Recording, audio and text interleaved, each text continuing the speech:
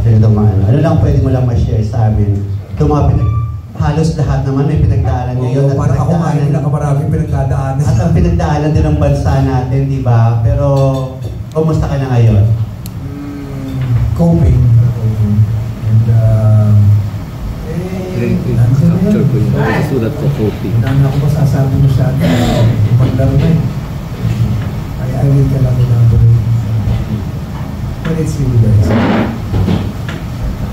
Mabuti na lang with Jackson 5. Paano? May ending nito, di ba? May ending nito, makikipagkasuhan ako.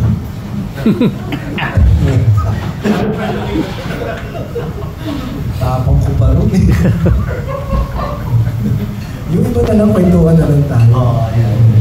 Pero, yun nga, halos lahat naman dahil nakwento kanina ni Direk Eric niya na story ng friendship, di ba? Oo.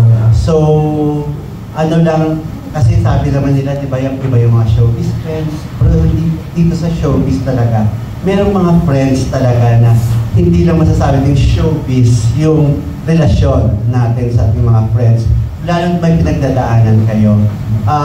Nandun yung mga friends mo na nakasalo agad sa mga pinagdadaanan natin lahat. Well, smallest act of kamustahan is means so much sa akin ngayon. No? Kasi wala namang may dadagdag pagtulong and I'm not expecting people naman na sumalo. As I've said, I'm coping. Kasi ibang matter na yun, medyo mabigat.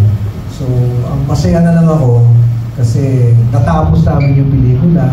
The essential elements about OFWs intact. Wala namang mensahe wala namang mensahe that is in relation to what happened. So I hope that we make that very clear. Wala namang ganong hakbang na ginawa yung production.